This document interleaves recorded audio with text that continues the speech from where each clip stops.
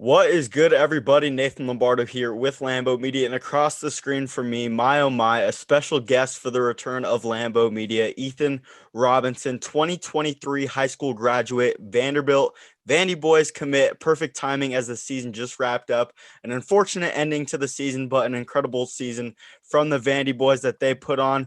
And a special episode today talking pitch grips with Ethan Robinson. And what better guest to talk to about pitch grips, a 2023 graduate who's already touching it in the 90s with an incredible slider as well as a changeup to mix it up as well.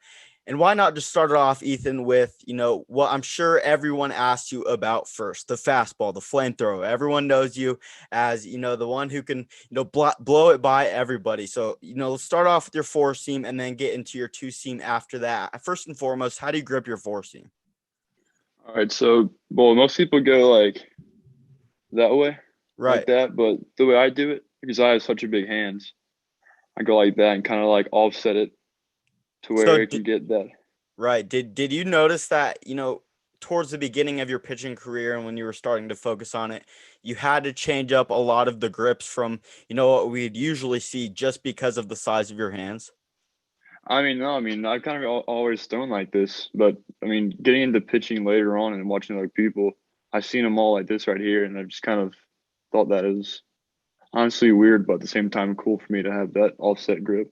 Right. And what about your incredible two seam run? Has a lot of arm side run. It gets a lot of people confused after, you throw your amazing slider. So what does your two seam look like? So I go on top Okay. right there, and then I go on the side of it so I can kind of get that downward like sink to it. So I noticed it's kind of offset in a way where your right finger is a little offset to the left Hmm. of the seam. Have you always Yep. kind of done that, and is that just what felt most comfortable at the beginning?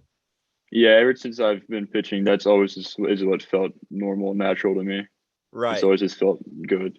I love that. And a lot of questions I'm sure are thrown towards your way about velo improvement for kids, not only younger than you, but also your age and a few years older than you as well, because you're in that top percentile as far as velo goes, and there's no denying that. Do you have any tips in regards to improvement of velo and how you did it so quickly? I mean, with me, I've just been lucky because I've thrown hard all my life, and before I even started working out, I hit like 86, 85. But when I first started hit the weight room, I got it up to 90. Wow. When So I when mean, when did he start to hit the weight room? Because I noticed uh, I hear a lot of guys say, after they hit the weight room between that point where, they're a little bit younger and they haven't gotten to the weight room type side of things quite yet. And then, once they hit the weight room, that's when they notice a kind of dramatic difference in their numbers, their exit velo numbers, their fastball numbers. When did you kind of hit the weight room and, notice that break? it was right after I turned 14.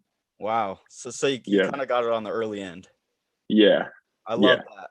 I love that. And you fool a lot of kids with your amazing slider. You get a lot of kids with that dirty slider after your 90 plus mile per hour fastball. So how do you grip your slider? I know a lot of, people grip their sliders differently.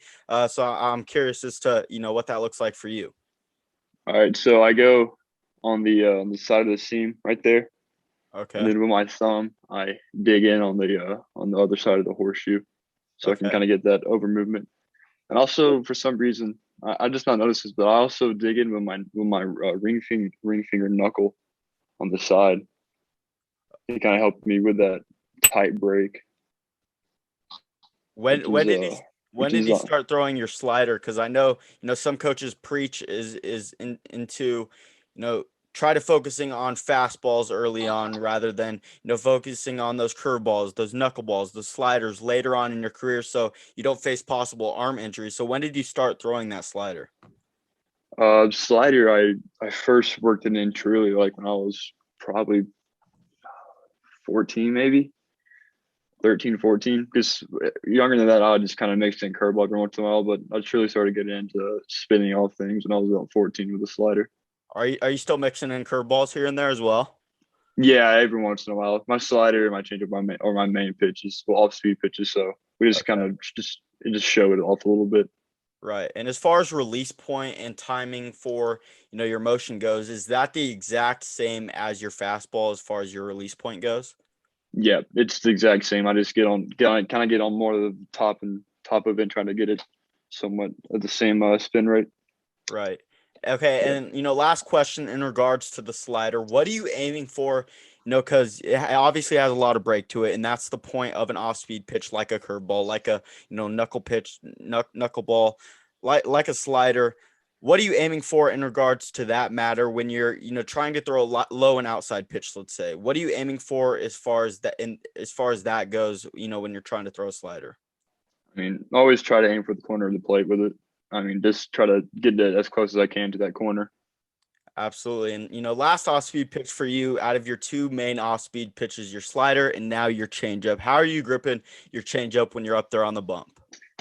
All right, so we always go with the middle finger, ring finger, because those two are the weakest fingers, so I can still rip it down as hard as I can, but it still won't be that fast. But the way I hold it is I hold it up here normally, but then I shift it down a little bit to where I can get kind of on top of it more, just since Right. I have such big fingers. So you're shifting it down a little more just so you can get on top of it and get more, spin on the changeup. Yeah, Awesome, awesome.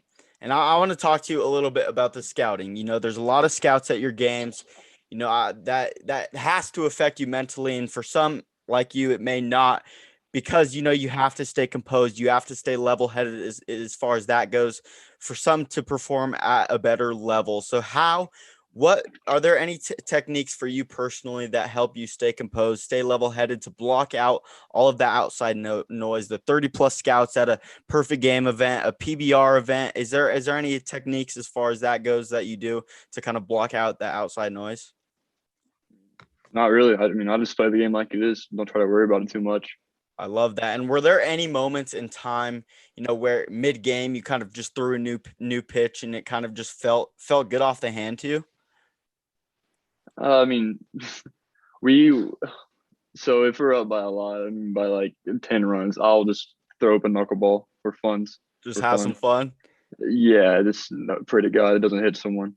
I love that. And I mentioned mental approach. I mentioned mental approach a little bit earlier on in the last question. So I want to hit on that matter a little bit more. We were talking about it a little earlier. What are you thinking while you're up there on the bump? Two strikes. Let's just start it off with that. What are you trying to do? What's kind of running through your head during a big game situation? I mean, I just try to go out and dominate. Like any pitch that I throw, I'll try to blow it by you even with the changeup. Right. I mean, yeah, I don't care who I'm facing. I'll try to screw you over.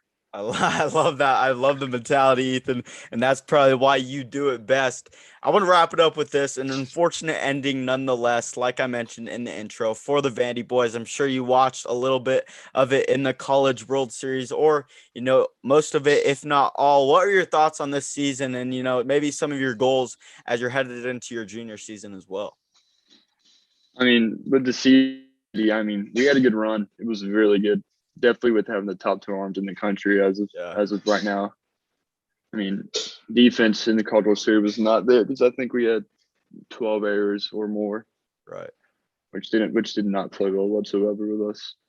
So I mean, I guess we kind of deserve to lose if you do make that many errors. Absolutely. And you mentioned the top two arms in the country. Another arm that, I've spoken to before is Christian Little, 17-year-old youngest pitcher to ever start in a College World Series game. Not just a College World Series game, but a game two final against Mississippi State. Have you had the chance to kind of pick his brain a little bit? I talked to him last year at the Baseball Factory All-Star Classic. Have you had a chance to pick his brain yet? And, maybe even pick brains like Kumar Rocker and Jack Leiter? I've talked to Christian some, but nothing really about baseball. Just Absolutely. kind of about life. Yeah.